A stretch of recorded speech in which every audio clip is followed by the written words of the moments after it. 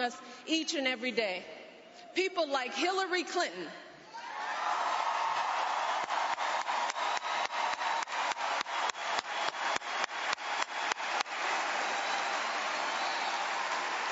who put those 18 million cracks in that glass ceiling so that our daughters and our sons can dream a little bigger and aim a little higher. People like Joe Biden,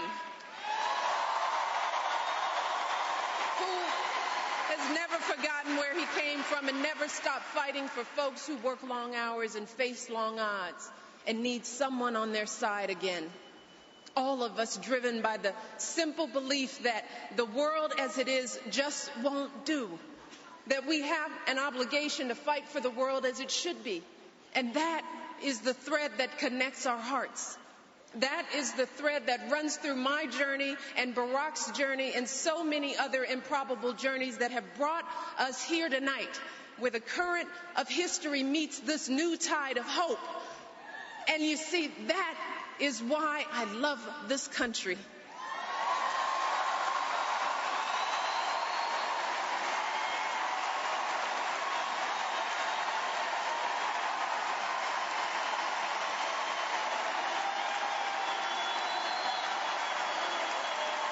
And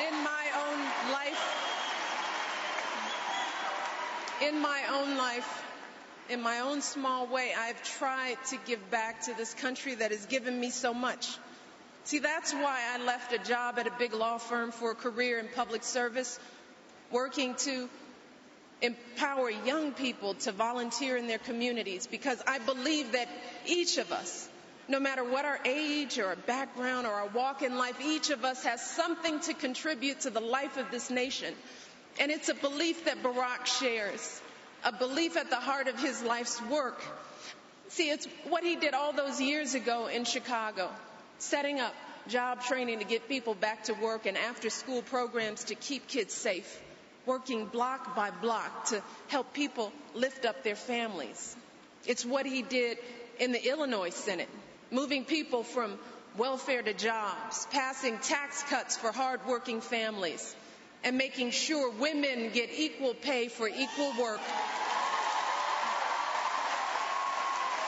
It's what he's done in the United States Senate, fighting to ensure that the men and women who serve this country are welcomed home not just with medals and parades, but with good jobs and benefits and health care, including mental health care.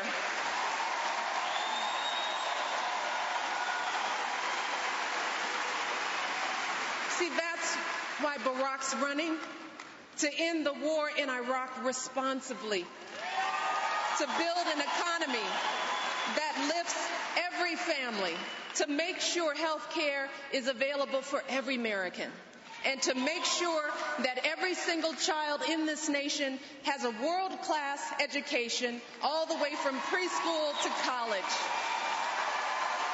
That's what Obama will do as President of the United States of America.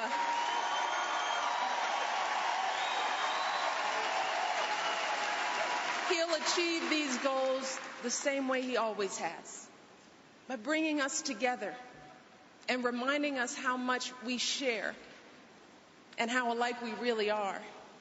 You see, Barack doesn't care where you're from or what your background is or what party, if any, you belong to. See, that's just not how he sees the world. He knows that thread that connects us, our belief in America's promise, our commitment to our children's future. He knows that that thread is strong enough to hold us together as one nation, even when we disagree. It was strong enough to bring hope to those neighborhoods in Chicago.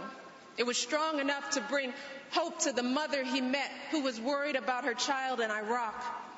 Hope to the man who's unemployed and can't afford gas to find a job. Hope to the student working nights to pay for his sister's health care, sleeping just a few hours a day. And it was strong enough to bring hope to people who came out on a cold Iowa night and became the first voices in this chorus for change that has been echoed by millions of Americans from every corner of this nation.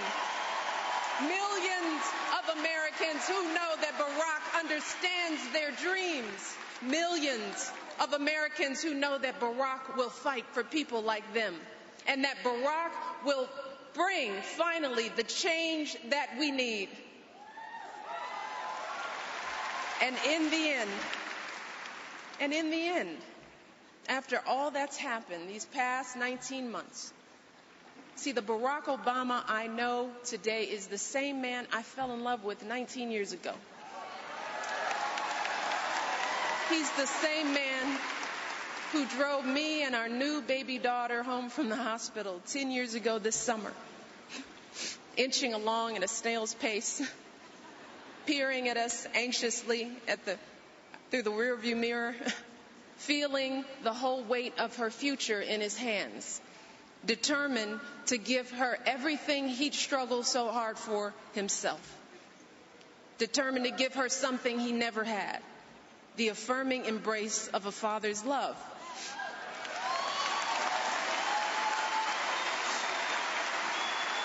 And as I tucked that little girl in and her little sister into bed at night, you see, I think about how one day they'll have families of their own, and how one day they and your sons and daughters will tell their own children about what we did together in this election. They'll tell them how this time we listened to our hopes instead of our fears. How this time we decided to stop doubting and to start dreaming. How this time in this great country, where a girl from the south side of Chicago can go to college and law school, and the son of a single mother from Hawaii can go all the way to the White House, that we committed ourselves to building the world as it should be. So tonight, in honor of my father's memory and my daughter's future, out of the gratitude for those whose triumphs we mark this week and those whose everyday sacrifices have brought us to this moment, let us devote ourselves to finishing their work. Let us work together to fulfill their hopes, and let's stand together to elect Barack Obama, President of the United States of America.